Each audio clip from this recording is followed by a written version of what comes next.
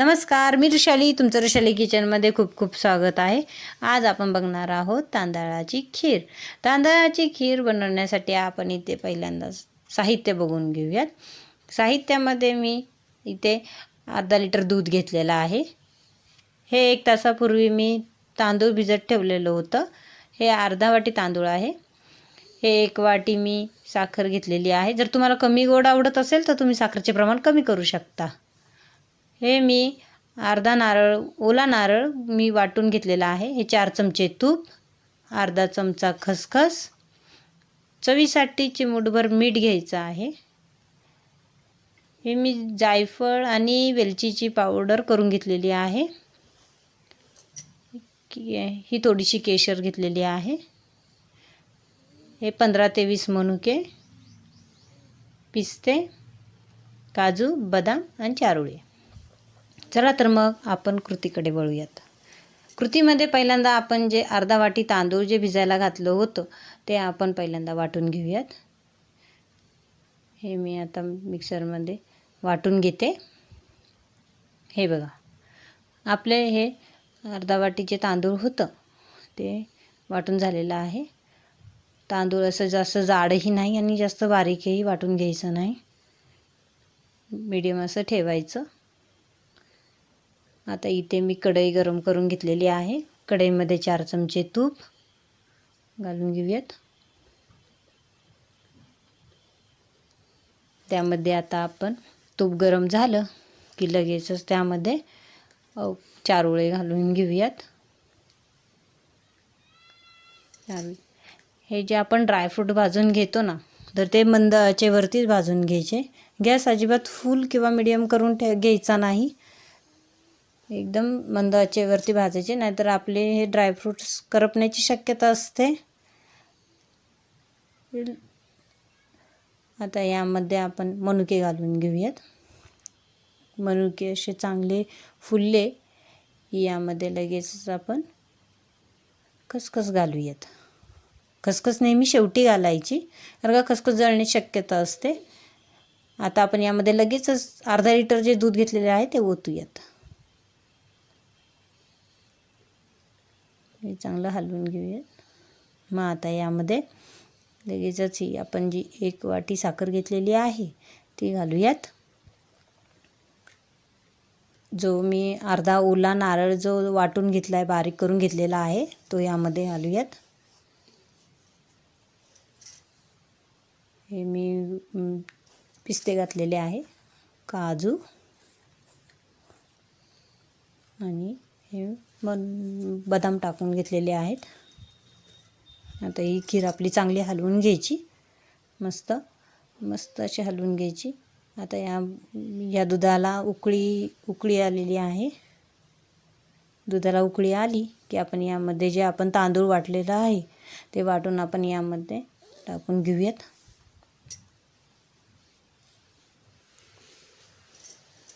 आता खीर थोडीशी अशी चांगली मिक्स करून घेऊयात. खीर जी आहे ना, ही नेहमी मंद आचेवरती शिजवायची, कारण का खीर जर तुम्ही फुल किंवा मीडियम गॅस करून जर ठेवलं ना, तर मग ती खीर खाली चिकटण्याची शक्यता असते. म्हणून मंद आचेवरतीच तांदळाची खीर बनवायची असते. आणि खिरीला जो तांदूळ आपण वापरतो ना, तो नवीन वापरायचा, जुना नाही वापरायचा, कारण का नवीन तांदळाने थिकनेस खूप छान येते. मी हा इंद्रायणी तांदूळ वापरलेला आहे.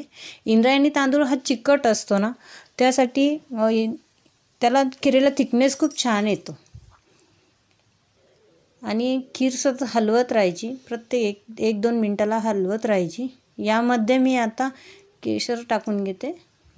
केशरने आपल्या खिरीला रंगही छान येतो आणि स्वादही खूप छान लागतो, त्यासाठी केशर घालायची. या खिरीमध्ये ना काही जण मखाने पण घालतात. मखानेही खूप छान लागतात, पण मी इथे नाही घातले.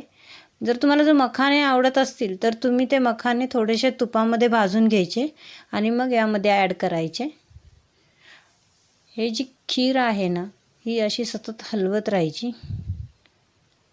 जर खीर तुम्ही जर सतत हलवत राहिलात ना, तर मग ती खीर आपली खाली चिकटणार नाही.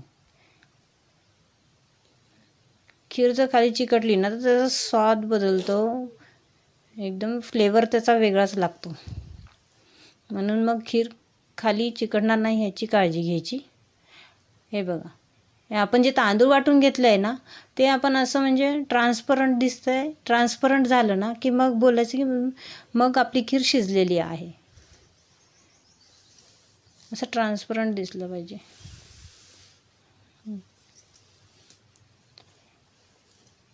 हे बघा, आता यामध्ये आपण आहे ना थोडीशी हलवून घेऊया.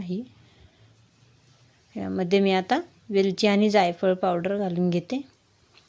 बघा, ही चांगली अशी मिक्स होऊन द्यायची खीर. चांगली अशी मिक्स केली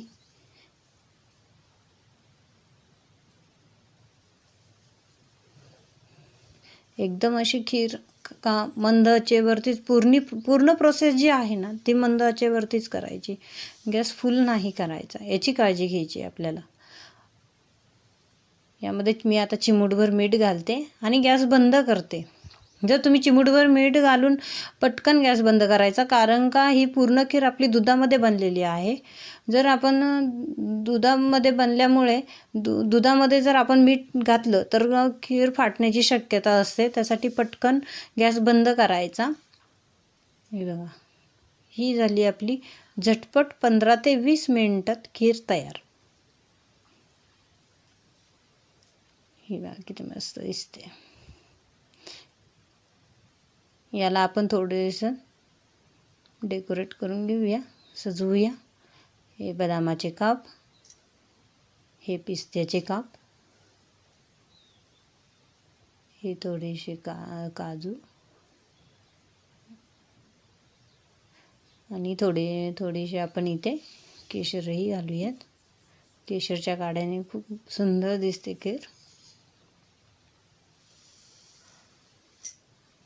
मस्त. हे बघा, आपली मस्त अशी खीर तयार आहे. जर तुम्हाला माझी रेसिपी आवडली असेल तर माझ्या चॅनलला लाईक, शेअर आणि सबस्क्राईब करायला विसरू नका. बाय.